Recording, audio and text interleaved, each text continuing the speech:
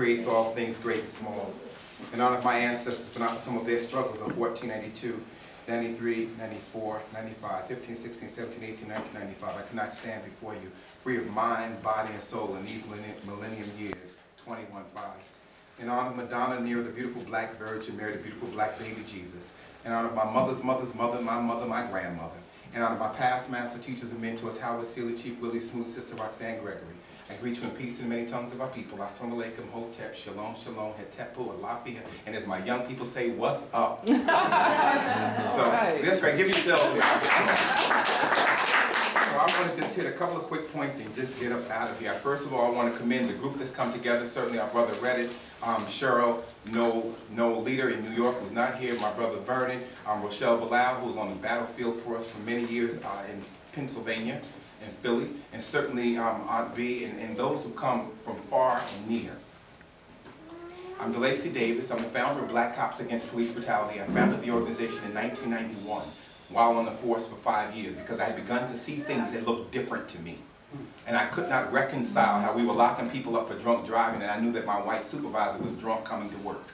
And so I simply began to ask the question, well, how do we lock someone up for being drunk and he smells like alcohol every day? And I began to get threats from my colleagues and my peers telling you need to shut him down and shut him up. And I was too young to understand. And so my mentor, who you heard me mention, Dr. Seeley, worked for this government in one of the secret agencies. And so he found me and says, young man, they're going to kill you. But I followed you now for the last year and you're not smart enough to shut up. So I'm going to spend the rest of my life keeping you alive. And so we spent the next 5 years walking my post with me, walking my beat, and teaching me the inner workings, which cost him his life. I start there because I think it's important that we understand that this coalition coming together is critical. While I'm a part of Black Cops Against Police Brutality, I'm a life member of the National Black Police Association, a member of the NAACP, certainly working with a variety of other organizations, and I see my brother Alex, who's representing California, and my godmother from there who embraced me, because it's unheard of for police officers of color to align with the community. And so one of the reasons that we're here is because we want to validate our lived experiences in our community before we become police officers. Policing is what we do, it's not who we are. I took an oath to protect and serve the people, not the police. One of the most important works that I think we do is working with a group called MOMSAD, Mothers of Murdered Sons and Daughters. And this was founded in New Jersey, and this is in its 23rd year, and I've been with them every year. And every year I'm there speaking, working, and organizing, and sometimes I go to a meeting and people recoil because when they hear I am the police or was the police, they hate me instantly. And I understand, and they should despise us, and not because of the work that we've done, but because of the courage that we have not had. Some of us, even if we went to Oz, would not find courage or heart or brain. Because we're on the force, we see it, just as we know the problem children in our family, we know the problem people on the force, but lack the testicular fortitude to call them out and say what they are. Institutionalized racism requires an institutionalized response. Yes, individually we've done some great things, but collectively we're stronger, and institutionally we're forced to be reckoned with. So for me, that's one of the components and the pieces that I think we need to put together. Lionel Tate was a 12-year-old in Fort Lauderdale, Florida, who was accused of and convicted of killing his 9-year-old playmate, who absolutely happened to be his cousin. And while I didn't know Lionel or his mother, we got involved. We spent 3 years there. We went to meet with the Pope in Rome, Italy, on behalf of Lionel Tate, because at 12 years of age, he was sentenced to life without the possibility of parole. Just think how dumb we were at 12. Do you want to be held accountable for every mistake you've ever made in life? And then he got a parole package that made it impossible for him to survive. Because for 5 years, he could not do anything that was entertaining. He couldn't go to the movies. He couldn't go and eat at a place. He couldn't do anything that kids would like to do. And so, of course, as the story goes on, we've stayed involved for over 5 years, and now he's back in jail doing 30 years on a parole violation. That's the reality of what we're working in. And so the question becomes, do we sit and we watch it and we allow it to go on, or we pretend we don't see it? And so I'm really concerned with black and brown officers who suffer from what I call CNS, confused Negro syndrome, black people in positions of authority more concerned with doing the right thing than doing the right thing.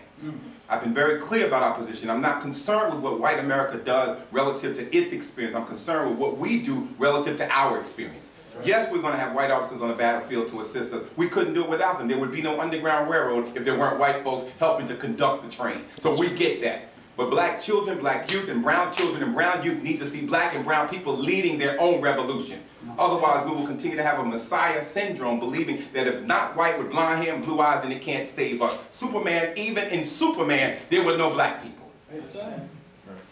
Finally, we're validating our community's lived experience by law enforcement of rape, terror, over-incarceration, disregard, disrespect, and for some disdain for our community.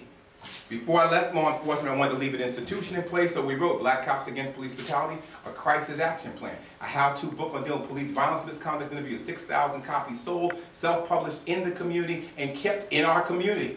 And so we've sent some people to jail using it and taught people how to use it to send some people to jail.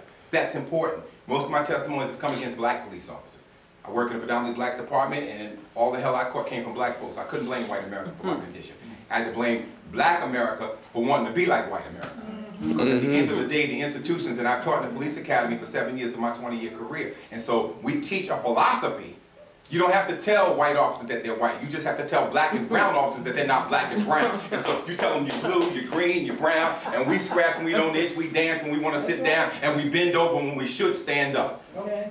Finally, I say power to the people and all power to the people, but I want to leave us with the words I think that are most appropriate that came from Frederick Douglass. Not even mine. That those who profess the favor of freedom yet deprecate agitation are men and women who want crops without plowing the ground. You want rain without thunder and lightning. You want the ocean without the awful roars of its many waters. The struggle, it may be a moral one, it may be a physical one, or it may be both, but there must be struggle, for power concedes nothing without demand. Never has, never will. No just what any people will quietly submit to, and you know the exact measure of wrong and injustice that will be imposed upon you, and these will continue until they're resisted with words or with blows or with both. God bless you, power to the people.